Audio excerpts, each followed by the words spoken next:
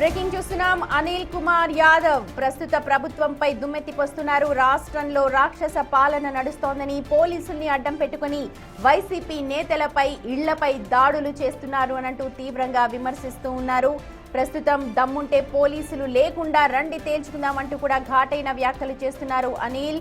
కూటమి ప్రభుత్వంలో దాడులు గొడవలు తప్ప అభివృద్ధి అన్నది ఎక్కడా కూడా మచ్చుక కూడా కనిపించట్లేదు అనంటూ అనిల్ వ్యాఖ్యలు చేస్తూ ఉన్నారు.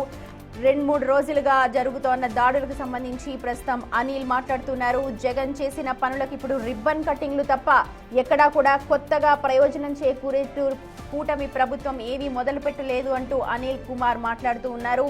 ప్రస్తుత రాక్షస పాలన కొనసాగుతుందని, ఖచ్చితంగా తాము తిరిగి అధికారంలోకి వచ్చాక ప్రతి ఒక్క లెక్క కూడా సరిచేస్తామన్నట్టు అనిల్ కుమార్ మాట్లాడుతూ ఉన్నారు. రాష్ట్రంలో అరాచక పాలన, రాక్షస పాలన నడుస్తోందని, రాజకీయ కక్ష సాధింపులో భాగంగానే వైసీపీ నేతలపై ఈ దాడులు జరుగుతున్నాయంటూ అనిల్ కుమార్ యాదవ్ మాట్లాడుతూ ఉన్నారు.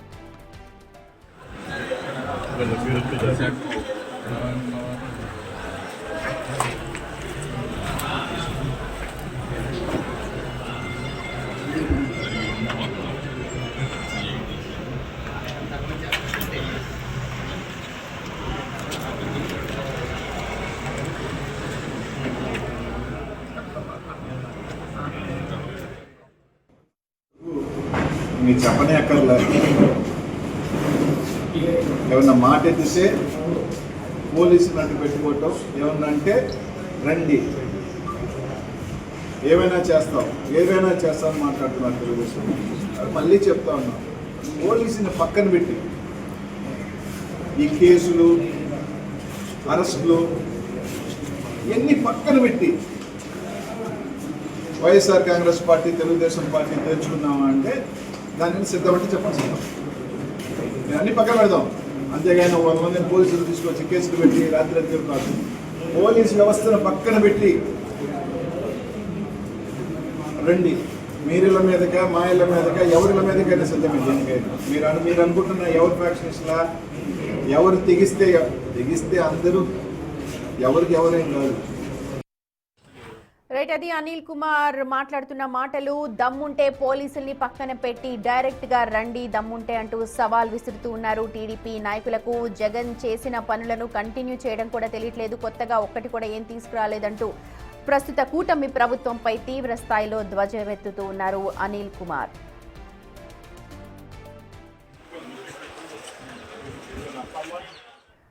రైట్, మా ప్రతినిధి శివ జాయిన్ అవుతూ ఉన్నారు మనతో అప్డేట్స్ అందించడానికి. శివ, రాజకీయ కక్ష సాధింపులో భాగంగానే అని చెప్పి అంటున్నారు, అలాగే దమ్ముంటే పోలీసుల్ని పక్కన పెట్టి రావాలి అని చెప్పి డైరెక్ట్ గా సవాల్ విసురుతున్నారు అనిల్. ప్రస్తుతం దీనికి సంబంధించి ఒకసారి జరిగిన అంశాలకు సంబంధించి చెప్పండి. మొత్తం మీద చూసుకుంటే 2 రోజుల క్రితం మాజీ మంత్రి జోగి రమేష్ నివాసంపై కొంతమంది గుర్తు తెలియని వ్యక్తులు, అయితే వైసీపీ వాళ్ళు టీడీపీ వాళ్ళు అంటున్నారు, టీడీపీ వాళ్ళు వైసీపీ వాళ్ళు దాడులు చేశారంటున్నారు. అయితే ఆయనకి సంఘీభావంగా మాజీ మంత్రి అనిల్ కుమార్ యాదవ్ కొద్దిసేపు క్రితమే మాజీ మంత్రి జోగి రమేష్ కుటుంబాన్ని, ఉదయం మాజీ మంత్రి అంబటి రాంబాబు కుటుంబాన్ని పరామర్శించారు. ప్రతి దాడులు చేయటం సరైన విధానం కాదు, పాలనకి సంబంధించి కూడా చేతగాక గత ప్రభుత్వం చేసిన వాటిని కంటిన్యూ కూడా చేయకుండా ప్రజల నుంచి తీవ్ర స్థాయిలో విమర్శలను ఎదుర్కొంటున్నారు. పెట్రోల్ బాంబులు వేసటం నైపుణ్యం కలిగిన వారు తీసుకొచ్చారు.